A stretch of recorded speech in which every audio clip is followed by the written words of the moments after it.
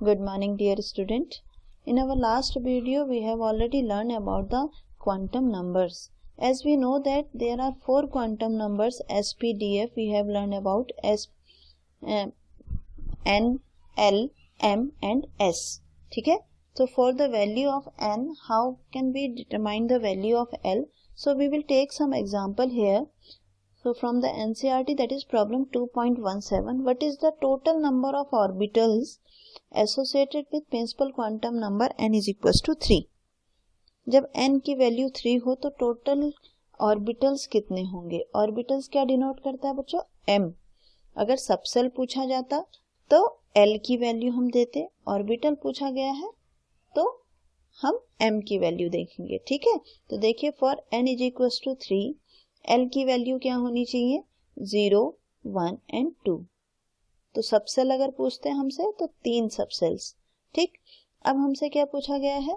हमसे पूछा है ऑर्बिटल. तो अब हर एक वैल्यू के लिए, 0 के लिए m की वैल्यू 0, एक ऑर्बिटल. 1 के लिए m की वैल्यू -1, 0 +1 यानी कि 3 ऑर्बिटल. ठीक, और 2 के लिए -2, -1, 0 +1 +2 यानी कि 5. तो टोटल कितने ऑर्बिटल हो गए? S का 1, P के 3, D के 5. तो टोटल ऑर्बिटल्स कितने हो गए? 9. ठीक, यानी कि नंबर ऑफ ऑर्बिटल्स कितने हो गए? 9. And we can also calculate it by n square. ठीक है, जो भी आपका n प्रिंसिपल क्वांटम नंबर जितना भी होगा उतने ही उसके ऑर्बिटल्स भी होंगे, उसका स्क्वायर अगर आप कर देंगे तो. ऐसे ही अगर n इज इक्वल टू 2 हो तो टोटल ऑर्बिटल कितने हो जाएंगे? 4. आपको पता है कि 2 में सिर्फ 2 ही सबसेल होती हैं, S और P. S में 1 ऑर्बिटल, P में 3 ऑर्बिटल. टोटल कितने हो गए? 4. ठीक है, इसी तरीके से नेक्स्ट प्रॉब्लम है.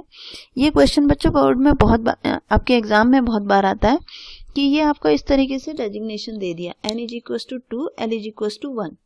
इसको आपको डिस्क्राइब करना है कि ये कौन सा ऑर्बिटल है. तो 2, L इज इक्वल टू 1 हो तो इसको हम क्या कहते हैं? P. तो इसको हम क्या लिखेंगे? 2P. इसी तरीके से 4, 0 को लिखते हैं S, तो 4S.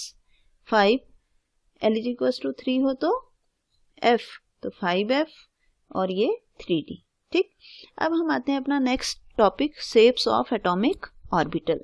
ये जितने भी एटॉमिक ऑर्बिटल हैं S, P, D, F, basically क्या है? Orbitals are the place are the region around the nucleus where the finding probability of electron is maximum.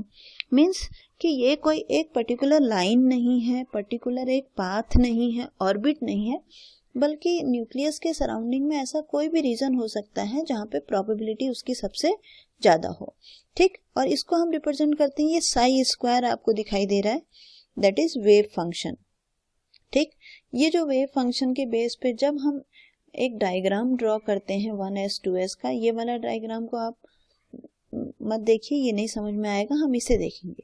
जब हम डायग्राम ड्रॉ करते हैं तो 1s का डायग्राम हमें इस स्पेरिकल शेप का दिखाई देता है. मींस इलेक्ट्रॉन की डेंसिटी स्पेरिकल शेप में ज्यादा होती है.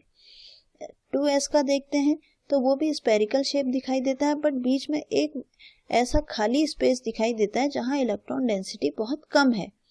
तो इस स्पेस को कहा गया नोड. तो 1s में एक भी नोड नहीं है, 2s में एक नोड है. इसी तरीके से अगर 3s की हम बात करेंगे तो उसमें 2 नोड होते हैं. ठीक है, तो इसी को हम क्या कहते हैं? नोड.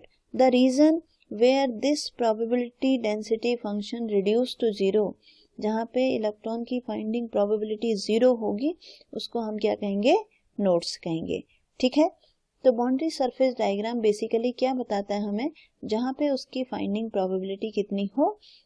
मैक्सिमम हो. इसी तरीके से हम p ऑर्बिटल की डेंसिटी, p का जो शेप होता है जनरली p 3, क्योंकि आप अगर p की हम बात करें, n इज इक्वल टू 2 है तो l इज इक्वल टू 0 और 1.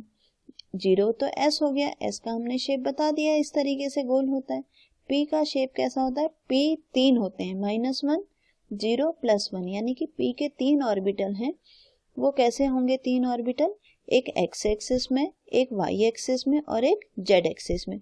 तो उनको हम कैसे डेजिग्नेट करते हैं? px, py and pz. ठीक है, अगर ये और ये जो शेप है इसको हम कहते हैं डम्बल शेप्ड. ठीक है। जब ये x एक्सिस में होता है तो इसको हम कहते हैं px, जब ये y एक्सिस में है तो इसको हम कहते हैं py, और जब z एक्सिस में है तो इसको हम कहते हैं pz।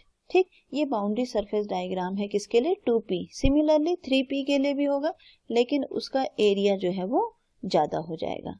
ठीक, इसी तरीके से अगर हम आते हैं d सबसेल की तरफ, तो d सबसेल के 5 ऑर्बिटल्स होते हैं, dxy, dyz and dxz, dx square y square and dz square. और इनका बात करें dxy, तो dxy होता है बिल्कुल x और y एक्सेस के बीच में। d ऑर्बिटल हमेशा डबल डंबल होता है, जैसे इसमें सिंगल डंबल आपको दिखाई दे रहा है, उसमें 2 डंबल होते हैं। ठीक, अगर x और y के बीच में है तो dxy, yz के बीच में है तो dyz, और अगर वो डबल डंबल जो है वो xz के बीच में है तो उसको हम कहेंगे dxz।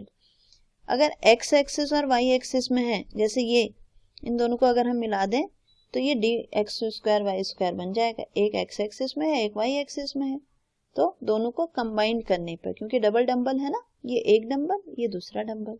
ठीक, इस तरीके से d ऑर्बिटल की शेप्स को भी हम डिजाइन कर सकते। ये देखिए dx स्क्वायर, ये 5 ऑर्बिटल के शेप आपको दिए हैं, dxy अगर x और y एक्सिस के बीच में है, dyz, dzx, और अगर अलोंग द एक्सिस है, यानी कि ये देखो x एक्सिस और y एक्सिस में है ये, तो इसको हम कहेंगे dx स्क्वायर y स्क्वायर, सिर्फ z में है तो dz स्क्वायर। ठीक है, तो इस तरीके से इन ऑर्बिटल के शेप को, आपको इतना पूरा एनसीईआरटी में इतना सब कुछ है, इतना सब कुछ लिखने की आपको जरूरत नहीं है। आप सिर्फ क्या करेंगे, एस पी डी एफ का शेप बना देंगे जितने, और एफ जो है, एफ का शेप नहीं मैंने आपको बताया, एफ का शेप इसलिए नहीं बताया क्योंकि एफ ऑर्बिटल होते हैं 7, ठीक है, और उतना डिफ्यूज्ड स्ट्रक्चर उनका होता है कि उसको हम पेपर में प्रॉपर तरीके से ड्रॉ नहीं कर सकते हैं, इसलिए एफ का कोई भी पर्टिकुलर शेप नहीं होता है। ठीक है, तो आपको यहाँ पे क्या करना है, शेप्स ऑफ ऑर्बिटल आप हेडिंग डालेंगे, और सिर्फ क्या, शेप्स ऑफ ऑर्बिटल हेडिंग डालने के बाद सिर्फ क्या करेंगे, एस ऑर्बिटल का शेप कैसा होता है, स्फेरिकल, फिर इसमें आप नोड की डेफिनेशन लिख देंगे, नोडल सरफेस, फिर बताएंगे यहाँ पर कि 1s में कितने होते हैं और 2s में कितने होते हैं। हमेशा जो भी जो नोड्स हैं वो हमेशा एक कम होगा, जैसे 1 में 0 होता है 1s में, 2s में 1 होगा, 3s में 2 होंगे, 4s में 3 होंगे। ठीक, तो इस तरीके से नंबर ऑफ नोड्स आप बताएंगे यहाँ पे, सिंपल सा, और फिर उसके बाद ये पूरा आपको इतनी थ्योरी पढ़ने की जरूरत नहीं है, simple you have to draw px, py and pz, और इनका डेजिग्नेशन आप लिख देंगे। फिर उसके बाद आप d ऑर्बिटल का शेप लेंगे, ये 5 इनका डेजिग्नेशन लिख देंगे, और फिर इनको आप इस तरीके से d ऑर्बिटल्स को ड्रॉ कर देंगे। ठीक हो गया। इसके बाद हमारा इलेक्ट्रॉनिक कॉन्फ़िगरेशन है जो हम पढ़ चुके हैं, Aufbau principle, Hund's rule, principle exclusion principle, ये सब कुछ हम पढ़ चुके हैं। ठीक है, इसके बाद हमारा जब हमने कॉन्फ़िगरेशन लिखा तो कॉन्फ़िगरेशन में मैं सिर्फ आपको, क्योंकि हमारा चैप्टर ख़त्म हो गया है, मैं आपको सिर्फ एक चीज़ बताना चाहूँगी कि क्रोमियम वाला केस जो है वो हमारा एक्सपेक्टेड एक्सेप्शन केस होता है क्रोमियम वाला। तो क्रोमियम का जब आप ये लिखेंगे, देखिए क्रोमियम है, तो क्रोमियम का जब आप कॉन्फ़िगरेशन लिखते हैं तो इसका कॉन्फ़िगरेशन आता है 1s2, 2s2, 2p6, 3s2, 3p6, और फिर उसके बाद यहाँ पे आपका आता है 3d5 और 4s1। अगर आप कॉन्फ़िगरेशन लिखेंगे तो आएगा 4s2, 3d4, लेकिन हाफ फील्ड और फुल्ली फील्ड जो है वो ज़्यादा स्टेबल होता है, इसलिए 3d5 हो जाता है, 4s1 हो जाता है। इसी तरीके से कॉपर, जहाँ पर ये स्टार लगा हुआ है, दोनों क्या है, ये दोनों एक्सेप्शनल केसेस हैं। यहाँ पे भी 3d10 और 4s1 होगा। आप इनके कॉन्फ़िगरेशन लिखेंगे तब आपको ये सारी चीज़ें समझ में आ जाएंगी। आज हमारा चैप्टर ये ख़त्म हो गया है। कल हम इसकी एक्सरसाइज को थोड़ा डिस्कस करेंगे, कुछ इंपॉर्टेंट क्वेश्चंस को डिस्कस करेंगे। Thank you.